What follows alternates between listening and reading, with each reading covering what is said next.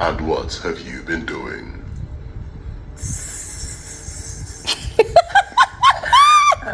Not necessarily, it's not like it's deep like that, but I've just been messing with people a bit, you know. Like yesterday night, I glued someone's roll-on short, and I'm still waiting for the person. I don't know who owns that place. I'm waiting for the person to open and try to, figure it out. And yeah, messing with people's clothes, putting creams. I'm the chameleon. Yo!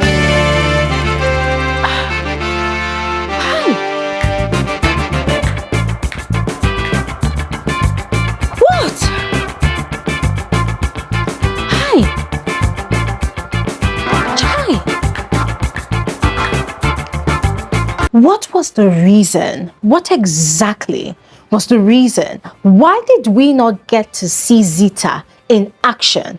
Why did the cameras not show us all those times that Zita was executing all of her pranks on all the housemates? What was the reason? What was the reason? What was the reason? I just explained the reason. What was the reason, bitch? Why did we not see Zita? Why did we not experience Zita in week 1? Why did the cameras make it seem like that girl was not doing shit in that house? Why did the cameras make it seem like that girl was just the furniture in that house that was latching onto a stupid ship? What was the reason? What was the reason? What exactly was the reason? Give us one good explanation. Why?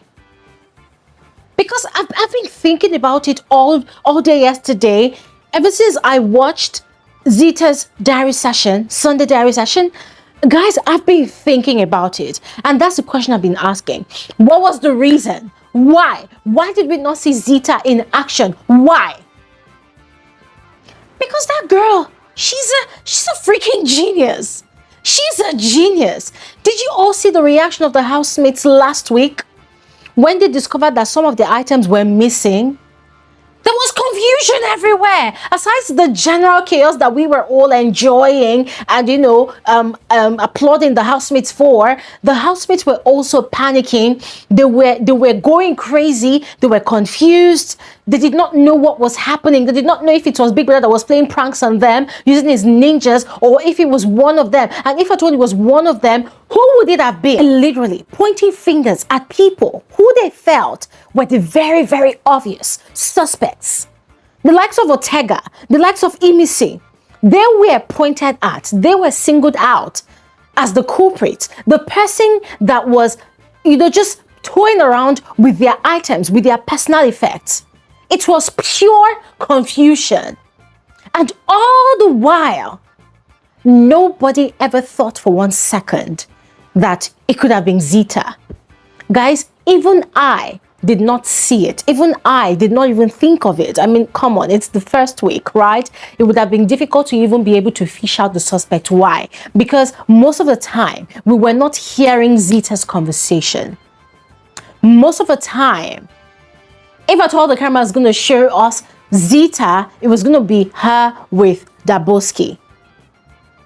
So what exactly was the reason? Why were we deprived of the pleasure of experiencing this brilliant young woman that did not wait for Big Brother to call her into the diary room to give her a task, a secret mission, to go mess up with the personal effects of her fellow house? But instead, she took that initiative upon herself to execute these things by herself.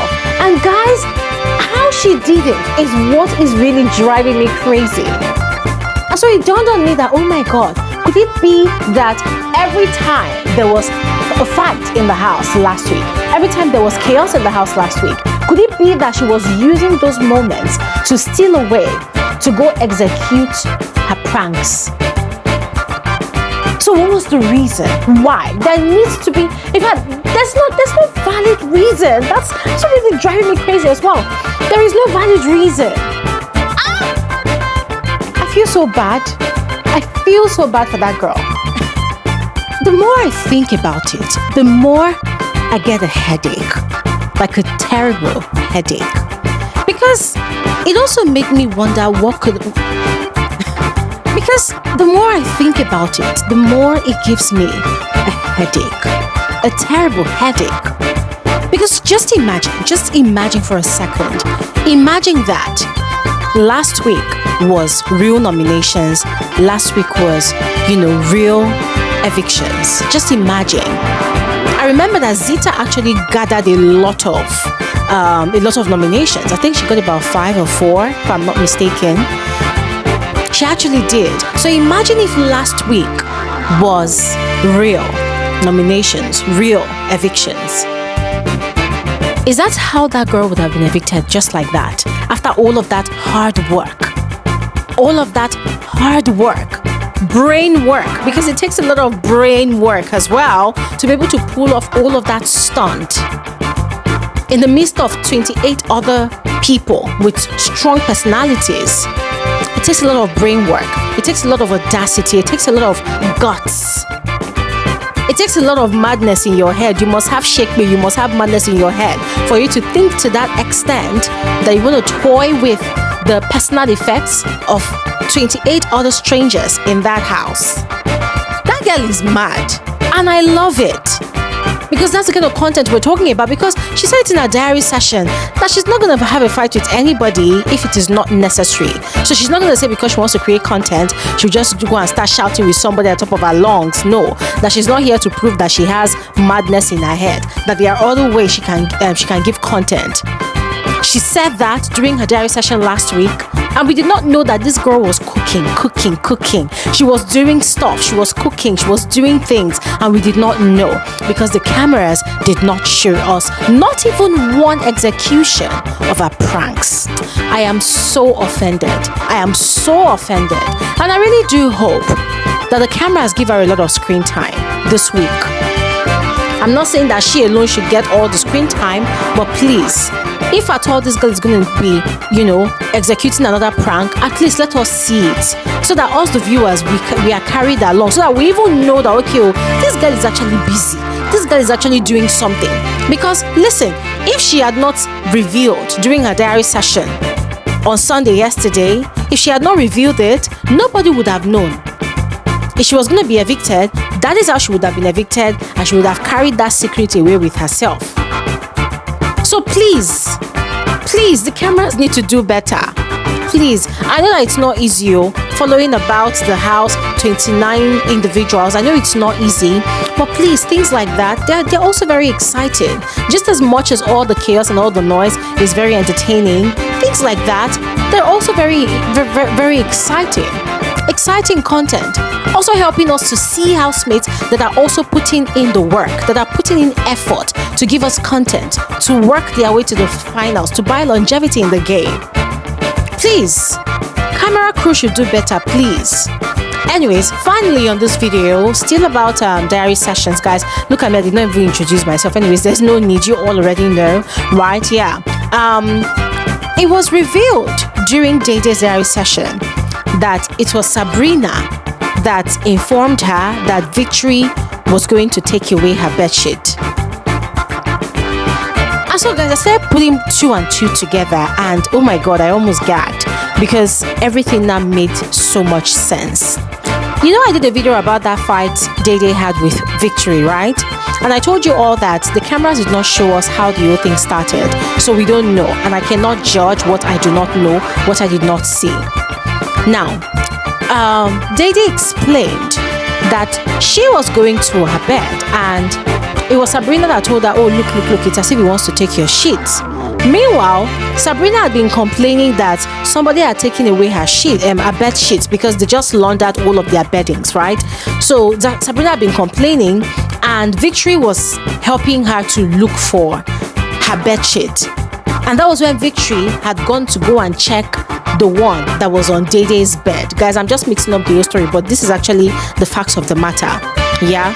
So whilst Victory was checking, they did not know. It was Sabrina that alerted her and said, oh, look, go and check. He wants to go and take your sheets. In other words, it was a setup. And now I'm thinking if Sabrina actually planned that setup with Victory. I'm not really sure, but it was a setup. Because now I remember how Sabrina was really mad at Otega when Dede was having a shouting spree with Victory upstairs that Saturday morning, and Otega had come in between them and was trying to pacify Dede, was apologizing to Dede on behalf of Victory and everybody. And when Otega went back to Sabrina was angry at him. She was like, go away, like, I didn't hear what she was saying, but she was literally shushing him away, like she was really pissed. And now thinking back at it, it now dawns on me that Sabrina was quite upset because obviously Otega had disrupted a plan that she had in motion. So she wanted Dede to get into a problem with Victory, knowing fully well that Victory does not care about the gender. He will say what he wants to say, he will do what he wants to do. So thinking back now, the way Sabrina was moving around from group to group, selling tall tales about what exactly happened, and also in a way sort of soiling Dede's reputation, guys.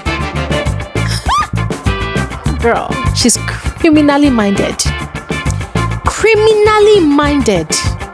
bombastically manipulative, a crazy game player who does not really care about the consequences. For her, Dede is a sworn enemy. Without Dede's knowledge, but Dede is a sworn enemy, and she will do whatever it takes to eliminate Dede from the game.